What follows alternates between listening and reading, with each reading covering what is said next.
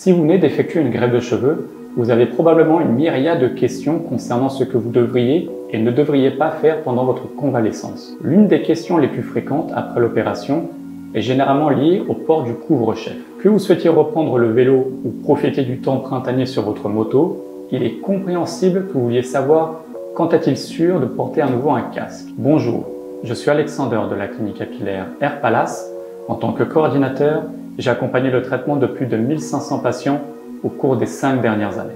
Dans cette vidéo, nous verrons quand vous pouvez porter un casque après la greffe de cheveux FUE.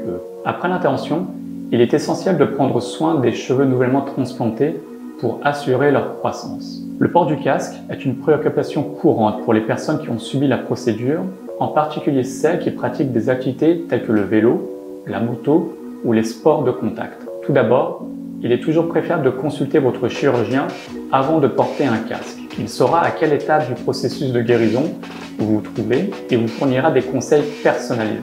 Il est important de savoir que vous ne pouvez pas mettre de casque juste après l'intervention. Cela exercerait une pression inutile sur les cheveux implantés et sur le cuir chevelu fraîchement opéré.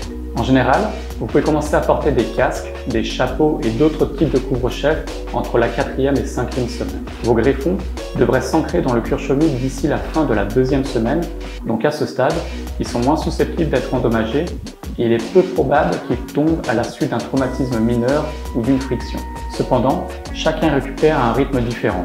C'est pourquoi il est conseillé d'attendre au moins 4 ou 5 semaines avant de porter un couvre-chef. Une fois que vous avez reçu l'autorisation de votre chirurgien de porter un casque, il est bon de le réintroduire progressivement dans votre routine. Commencez par des durées plus courtes et surveillez la sensation de votre cuir chevelu. Si vous ressentez une gêne, une pression ou un frottement excessif, il est préférable de retirer le casque et de consulter votre chirurgien. Pour minimiser les risques potentiels pour les cheveux nouvellement transplantés, pensez à prendre des mesures de précaution lorsque vous portez un casque. Celles-ci peuvent inclure l'utilisation d'un casque propre et bien ajusté avec un rembourrage adéquat pour réduire la pression directe sur le cuir chevelu. Vous pouvez également envisager de porter un bandana sous le casque pour une protection supplémentaire. N'oubliez pas que chaque cas de greffe de cheveux est unique et que les temps de guérison individuels peuvent varier. Assurez-vous de suivre attentivement chaque instruction fournie par votre clinique afin d'obtenir les meilleurs résultats possibles. Quand avez-vous mis un casque ou un chapeau pour la première fois après votre intervention? Faites-le nous savoir